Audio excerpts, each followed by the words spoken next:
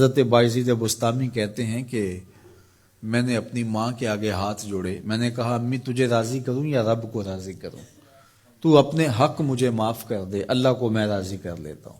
ماں نے کہا جاؤ پتر میں اجازت دیتی ہوں۔ گئے جنگلوں میں ذکر و فکر میں لگے رہے، تنہائی میں اس کو یاد کرتے رہے، دن رات ذکر کے چراغ روشن رکھے۔ 12 سال گزر گئے حق کی تلاش میں۔ ایک دن واپس بستام کے قریب سے گزر رہے تھے، خیال آیا چلتے چلتے ماں کو سلام کر جاؤں۔ دروازے کو دستک دینے لگے تو اس خیال نے ہاتھ روک لیا کہ ساری زندگی ماں کو سکھ تو دیا کوئی نہیں، اب دکھ بھی کیوں دینے لگے ہو؟ رات کا ایک پہر بیت گیا ہے، سردیوں کی لمبی رات ہے، ماں بستر میں لیٹی ہوگی، تیرے لیے اٹھے گی، دروازہ کھولے گی۔ دروازے کے ساتھ ہی لگ کے بیٹھ گئے اور ساری رات کاٹ دی، اس خیال سے کہ ماں کو تکلیف نہ ہو۔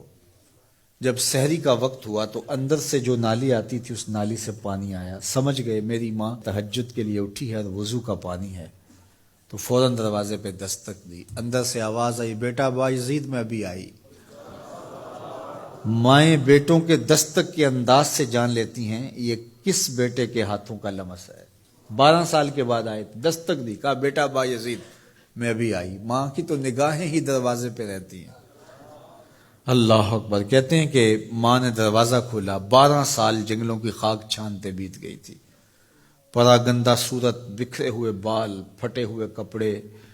میری ماں کی جب نگاہ میرے پہ پڑی تو اس کی چشمان سے موٹے موٹے آنسو ٹپکنے لگے، اور اس نے ایسے ہاتھ پھیلا کے کہا مالک میرا بیٹا بایزید تیری طلب میں نکلا تھا، تو نے ابھی تک اسے اپنا قرب نہیں دیا۔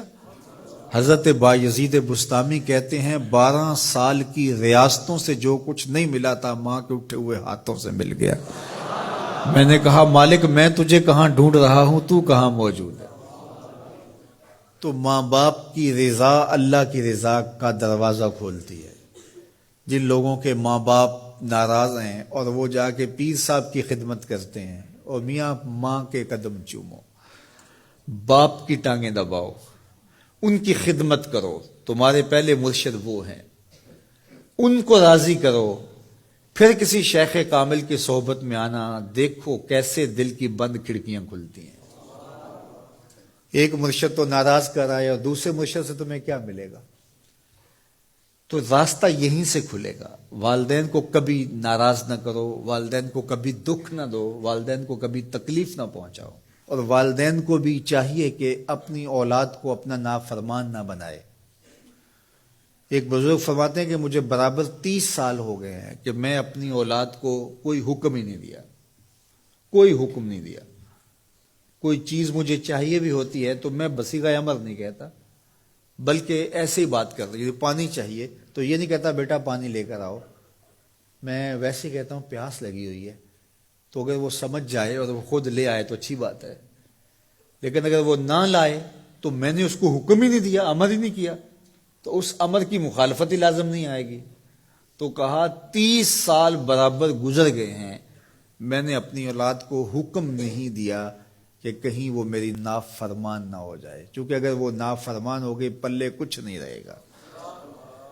جو اولاد ماں باپ کی نافرمان ہوتی ہے وہ ہوا میں بھی اڑیں، وہ چرخ پہ بھی جھولیں، وہ زمین پہ گرنے والی ہوتی ہیں، کبھی کامیاب نہیں ہو سکتی وہ اولادیں جو ماں باپ کی گستاخ، بے ادب اور نافرمان ہوتی ہیں۔ وہی اولادیں سرخرو، کامیاب اور کامگار اور بامراد ہوتی ہیں جو ماں باپ کی خدمت کرتی ہیں، ماں باپ کی دعائیں لیتی ہیں۔ وہ ایک بچہ ماں باپ کے پاؤں دبا رہا تھا، تو ایک بچہ ایک بر اعظم میں، دوسرا دوسرے بر اعظم میں، تیسرا تیسرے بر اعظم میں بڑے بڑے کاروبار کر رہا تھا۔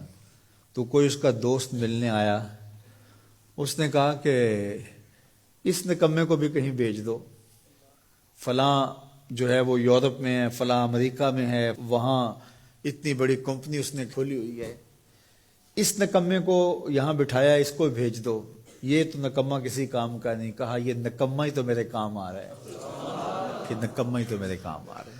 تو اولاد خوش نصیب ہے کہ اپنے ماں باپ کی خدمت کرے، اور ان کے ساتھ حسن سلوک کرے۔